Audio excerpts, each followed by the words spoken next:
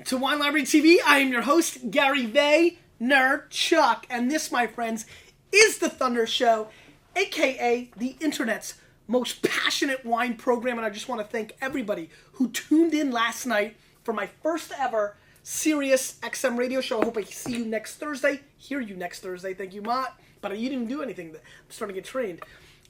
First quick comment of the day, or question of the day, in the comments. Did you listen last night? And give me a review. Give me something.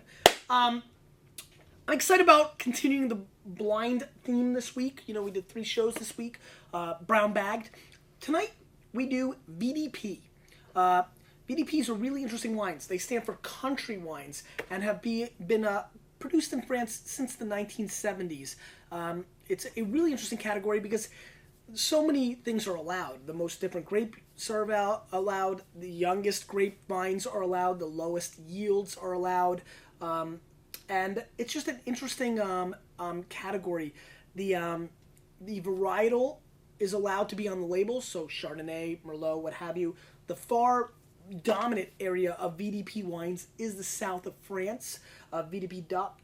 And there's a lot of great stuff there. Obviously, Chardonnay, Cabernet, Merlot, Sauvignon Blanc, Syrah, Pinot Noir are probably the dominant, most interesting grapes in the area. And the wines are really well priced. And it's really France's answer to value play. And I really do believe the wines bring enormous thunder for the quality of wine. So we have 3 wines here. I told K. Murph, wine number 1 here, they can be... And here you go. Check this out. Yeah. So they can be red or white VDPs, I told her. This is kind of just like more about the region than the individual kind of wine varietal. So we'll have, looks like a white and probably 2 reds. So let's get into wine number 1, but I will score them and rate them against each other. And let's see what happens here. Wine number 1 is a white wine. I don't even know the varietals of this one. Very nice nose. God, let me rephrase that. I'm just being nice now. It's an okay nose at best. Let's give it a whirl. As a matter of fact, this nose stinks. I just want, I'm just excited about the show. So, by the way, some people were like thinking, I noticed from Monday's episode that I was leaving Wine Library TV to do this. Not at all true, just an add-on. Look, little sugar cane on the nose. It smells like cheap white wine, to be very honest with you, though. That's how we roll here. Call it like it is.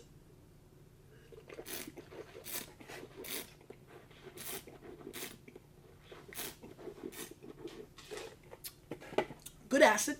That's the first thing I see.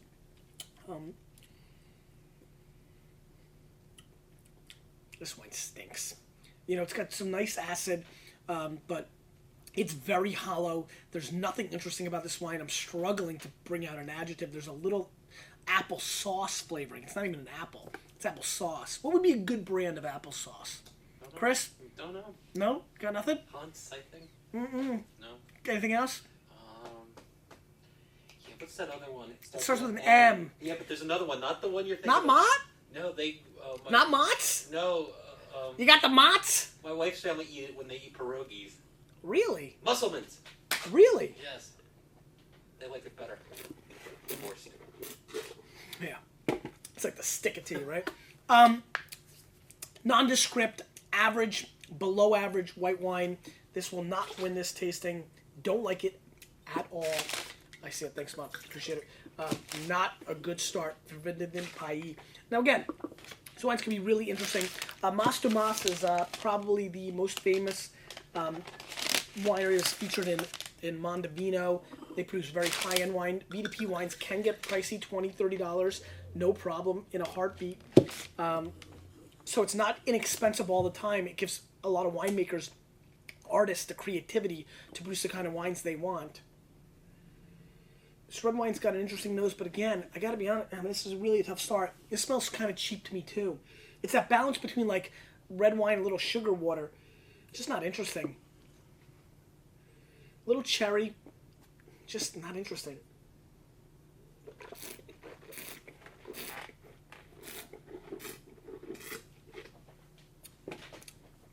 Little licorice on the mid palate, attacks with a little strawberry, but all in all, it's not doing that much for me, and it's very, very light and nondescript on the back end.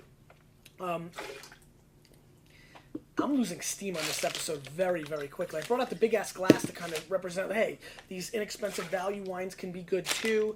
But right off the bat, wine number 3, these first 2 wines are so bad that it's like dragging me down. I'm not giving you good tasting notes. I'm just like, just like kind of like pissed. I apologize, spitting is rude. There we go. All right. Let's get settled in now. Now the show begins. Good nose. Smells a little bit like a Hershey's Kiss meets a plum. Very chocolatey, very plummy. Good nose. Great aromatics. Good structure. Let's give it a whirl.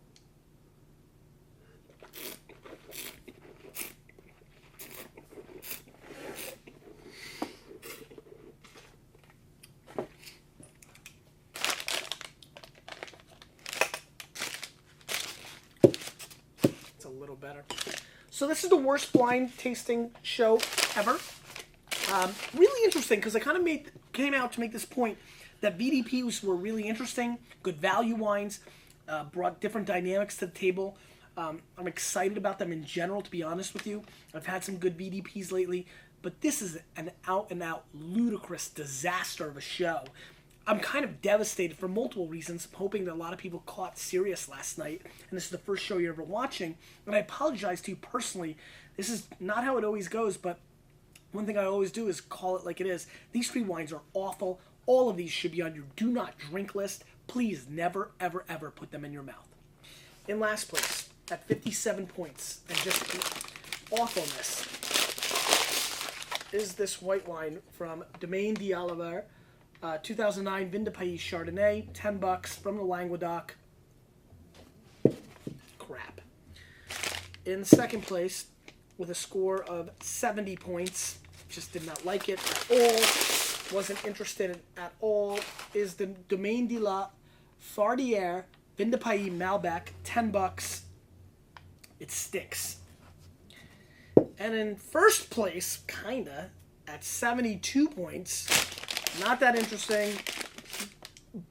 Maybe I'm being a little tough. 75. Let's go 75 points because the nose was interesting. Is the V Bouquet Cabernet Sauvignon from Vin de Pays, $10. This cost $30 to buy these 3 wines.